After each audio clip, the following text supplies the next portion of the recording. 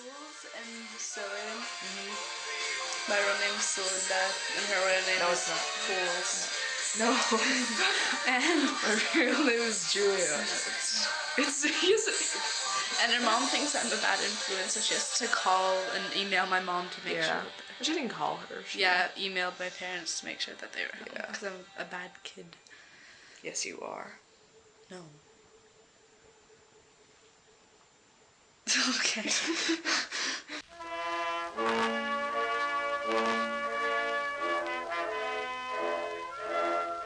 Hello again! So my birthday's coming up later this week, and around my birthday every year I like to take some time off to spend time just with myself, checking in, reflecting, and just taking stock of where I've been, where I am, and where I want to go. In my 20s, I did a lot of inner child work, work on healing my inner child. And I'm really glad this is being talked about at the moment. I see the trend on TikTok being like, remember, when you're saying negative thoughts, you're actually speaking to her. And I'm proud to say that little girl feels very well cared for. But there's somebody else in there who is now just screaming for attention. And I think my big challenge for my 30s is going to be working on healing my inner teen. This is a whole other ballgame than healing my inner child. And since I've been in my 30s, some of that teenage angst and frustration is just making itself known. And it really started to take me aback. Like, I really started to connect with these old feelings that I haven't felt in a very long time. So I thought for my birthday this year, I would try to spend some time healing my inner teen, giving her the space to exist, give her the attention she deserves, and maybe step into this new year holding hands together, at least, if not hugging.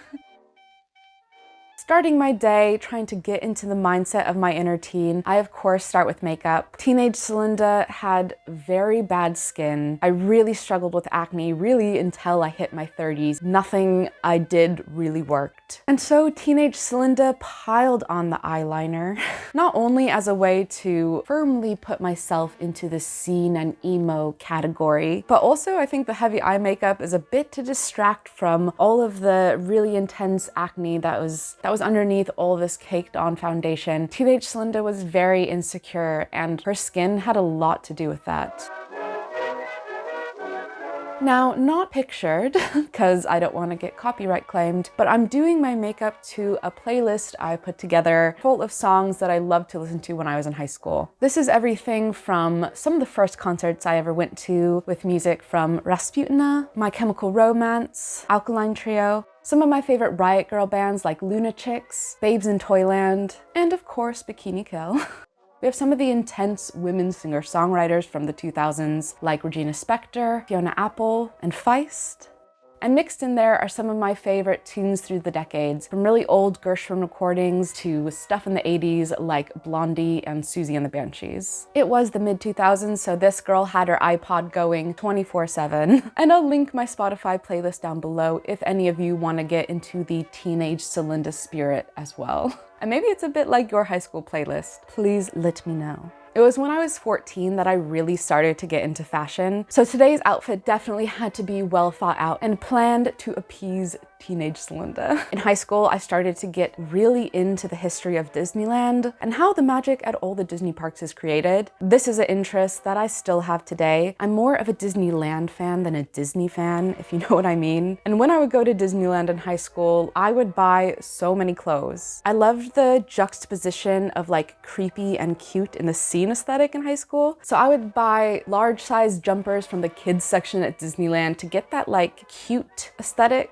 I would then pair those with my skinny jeans, sometimes a denim miniskirt because it was the 2000s. And to top it off, I would utilize those really like cheap plastic clips that you could get in a big bag at like the dollar store. So this outfit is definitely inspired by teenage Salinda. I've got this amazing Winnie the Pooh dress made by Victory Studio that is made from old duvets and sheets. Paired that with a pair of shiny patent black Doc Martens, which while I didn't have in high school Salinda only dreamed about owning. And I put on a black beret just to balance it out a bit. Gotta make sure to get those MySpace angles. How else can you hope to be on anybody's top 8 if you do not have the right angles?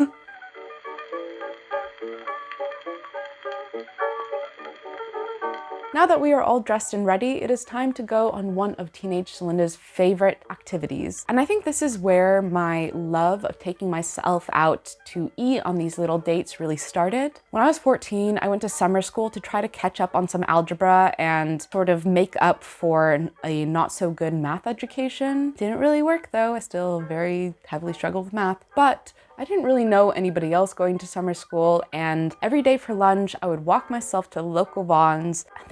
They are not the same, but back in the 2000s, Vons had these like giant, huge chicken Caesar salads with the most amazing Caesar salad dressing. Get a low sugar Red Bull, pick up a magazine and go sit by myself and just like eat, read a magazine, and just start to spend time with myself. Back then it was to get to know the teenager and person I was becoming. And today it'll be to try to connect with that girl again.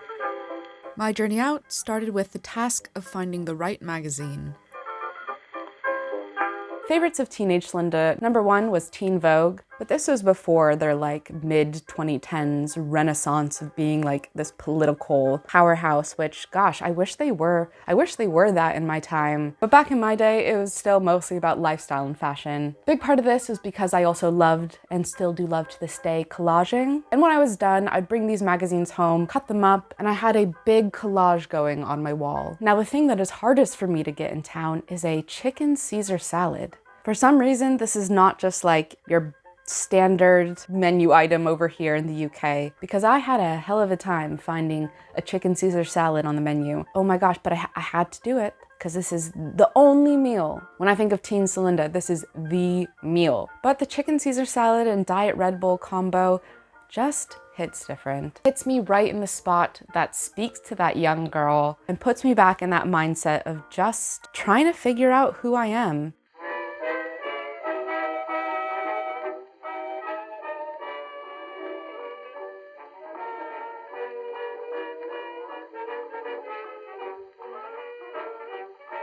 Now that I've taken myself out and really tried to connect with the spirit of that young woman, I'm going to try to more tangibly connect to her. This old parcel bag is filled with old notes, keepsakes, mostly old notes from when I was in middle school to the end of high school. I also kept a daily diary from age 14 to my mid-20s. I journaled every single day. I'd love to reflect on those because that is where you're gonna get the most intense Salinda teen angst. But those are in California, and I'm not entirely sure I'm ready to deep dive into that just yet.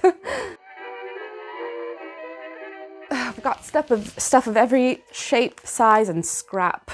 Very appropriately, some of these are birthday cards. Go, happy birthday, Salinda. It's a really nice card, actually. To my beautiful Salinda, we've grown up so much together since freshman year. I would have never guessed we would ever be friends, but I'm so glad we are. You're amazing and wonderful and freakishly flexible. I hope you have a fun/brutal 17th birthday. And truly, this girl and I had a really tumultuous friendship. But as you can see, there was care there. Both of us were each going through our own things, and I think we couldn't be there for each other the way we really wanted each other to be. Little drawing I did that I passed to my friend. Salinda, hello my friend, I hope you're doing well. How's dance? Please let me know when your dance shows are so I can try to come see them. I really hope I can hang out with you before I leave in 1 week. I'm so sad I'm going to miss your birthday. Since I won't be here to say it, happy 15th birthday. I hope you have a great time. Enjoy it. This is written to me by a girl who was in her senior year when I was a freshman, and she really went out of her way to make me feel welcome and included and really to be there as a friend for me. And gosh, I really appreciate that. Oh gosh, I'm getting more emotional than I thought. Told you this girl needed attention. And I went through a lot of hard years after she graduated, but I was so glad to have somebody sort of notice that I would need a friend. This is pretty intense. I'll be honest, this is more intense than I thought. Feeling the intense emotions, not just from me in these notes, but from my friends, past boyfriends. Some of the people we're talking about in the notes aren't here anymore. But this is part of the important work for me, listening to this girl. obviously has something to say, something in me that is still present for me. Even if it's not always at the surface, it's still very deep in me. And this is the decade where I'm going to give that girl the love, care, and attention that she needs. Now I really want to talk about some of the struggles that I was dealing with as a teen and sort of what I would say to that girl now. And I do want to preface this by giving you a little trigger warning. I will be talking about body image, EDs, specifically restricting EDs, and anxiety and depression. I'll start by saying to teen Salinda, the mid-2000s were a hell of a time to be a teenager. The women at the forefront of media in the 2000s were just a next level of skinny. And that media really did a number on me. I'm sure it was the combination of that, being in dance, looking at myself in a mirror, multiple hours out of the day, and, dance being such an aesthetic-based art medium, where your body is the one making the art, I couldn't help but be hypercritical. Amongst my notes, I came across some notes that were passed between me and two other girls that were talking about how we're going to be restricting our eating, and discussion of some really unhealthy habits that just make 30-year-old me crumble inside. I feel so much love for this girl who was so insecure. I just want her to know that she's absolutely perfect. Absolutely perfect the way that she is. And that is gonna be a long time healing. If that girl knew how much I weighed today, she would be mortified. But the beauty of growth and moving forward is that I'm not. I can be ecstatic for her about being in the place that I am now. I can look in the mirror for her at this age and be like, it's okay. Gaining weight is no longer scaring me. It is no longer affecting my mental health. The resistance to that is no longer taking over my every waking thought and behavior. There will be a day where you realize, oh, I'm hungry, and you can just eat. I'd also want to say in her that it's not all in your head. You are going to struggle with anxiety and depression, but we got help for it. Later than maybe we should have, but we did. And life is just so much more amazing because of that. Whew. Thank you so much for watching and for sticking with me as I got a little bit emotional today. I would love to know if you've worked on healing your inner child or inner teen yourself.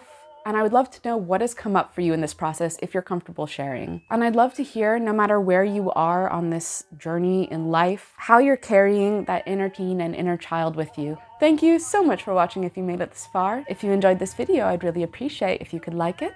And if you want to see more from me, please subscribe. I upload new videos almost every Friday. I hope you have a great day wherever you are, and I'll see you next time. Goodbye! And just because the universe really wants me to get the teenage Salinda experience, I just started my period today, and the cramps are coming in.